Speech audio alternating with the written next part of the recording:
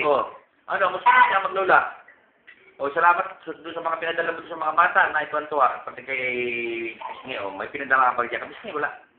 Nauna na po. Nauna na. Sana kayo nasa maayos na lagay dyan kahit na kayo malayo sa amin. Oh, sige. Merry Christmas and Happy New Year. Para kay Ate Christine. Oh, Christine, kumusta ka na? Kailan napunta mo ng Canada?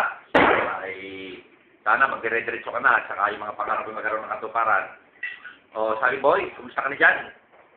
Ang lukot mo pala dyan sa lugar mo, wala palang Pasko at bagong taon. Ito, okay lang, meron pinagsasaluhan. Salamat sa mga pinadalang ulit. Sana ay magtuloy-tuloy pa na pagkatrabaho mo dyan.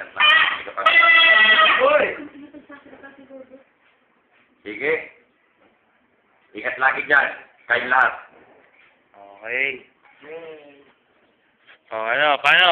Nakita niyo naman ang magandang message ng aming dakilang ama. Sa mga kapanood, napakasaya namin at kompleto kami. Welcome sa 2010. God bless. Nay, thank you. Nay, thank you talaga.